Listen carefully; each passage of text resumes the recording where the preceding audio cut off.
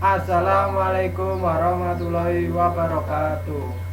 Kami di sini akan mempresentasikan hasil kerja kami tentang sampul mikrobiologi tentang dampak positif dan negatif mikroorganisme perairan yang berdasarkan saya sendiri Abdul Rahman, dan ini rekan saya Muhammad Ibnu Lailatul Qadari. Pengertian mikroorganisme. Mikroorganisme merupakan organisme yang berukuran mikroskopis dan tidak dapat dilihat dengan mata telanjang. Untuk melihatnya harus menggunakan alat bantu berupa mikroskop. Keberadaan mikroorganisme dapat melimpah di perairan. Pertama, sebagai pakan alami untuk ikan.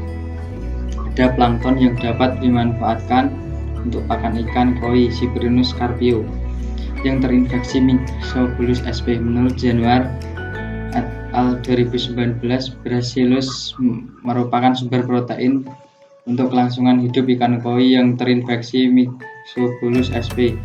Ikan koi yang terinfeksi Myxobolus sp mengalami gejala klinis seperti terbukanya operculum yang tidak bisa ditutup sepenuhnya karena pembukaan rondul Myxobolus sp dan berwarna putih kemerahan. Organisme yang digunakan sebagai pakan alami tidak boleh membahayakan kehidupan larva, tidak mencemari lingkungan, dan tidak bertindak sebagai rumah untuk parasit atau patogen. Sebagai Rotifera, Bacillus memiliki beberapa keuntungan sebagai pakan alami bagi larva ikan, yaitu Rotifera adalah hewan yang sangat toleran terhadap alkali, asam, dan air. Yang terkontaminasi Rotifera dapat hidup di air tawar ataupun air laut dan hampir ditemukan pada kedalaman yang berbeda di perairan. Rotifera sebagai pakan alami ekonomis alternatif.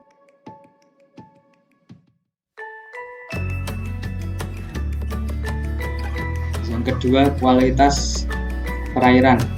Keberadaan plankton dapat digunakan sebagai indikator kualitas suatu perairan. Dilihat dari jumlah spesies plankton dan dominasi spesies plankton dalam suatu perairan. Kelompok kelimpahan tinggi plankton di perairan, terutama fitoplankton, dapat mendukung kehidupan dari organisme. Peningkatan jumlah plankton baik fitoplankton maupun zooplankton di kolam ikan koi disebabkan oleh nutrisi seperti nitrat dan fosfor.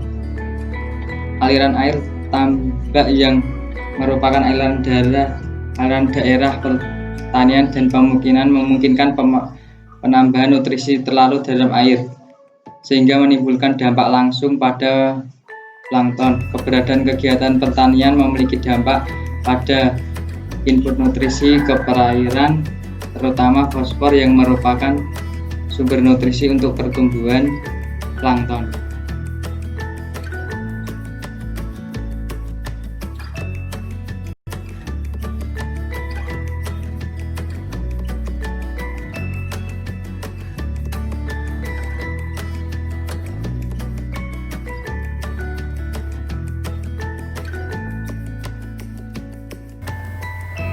Sekian presentasi dari kami. Apabila ada salah kata dalam penyampaian materi tersebut, kami mohon maaf. Wabillahi taufiq wal hidayah. Wassalamualaikum warahmatullahi wabarakatuh. Dampak negatif mikroorganisme yang merugikan. Yang pertama, Salmonella. Penyebab penyakit tifus adalah bakteri Gram. Negatif, berbentuk batang, namun yang paling umum sebagai fakta penyebab adalah air. Air dapat terkontaminasi oleh bakteri ini karena kesalahan metode permukaan air atau kontaminasi yang antara pipa air dengan saluran limbah Terrigan 1988.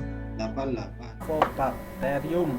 Bakteri ini merupakan bakteri patogen opportunistik adalah bakteri yang dapat menyebabkan penyakit pada organisme yang tidak mempunyai imunokompetensi, menyebabkan penyakit bakteri Cloudwater dysastase pada ikan salmon, ikan ruder, dan ikan karper, dan menyebabkan kematian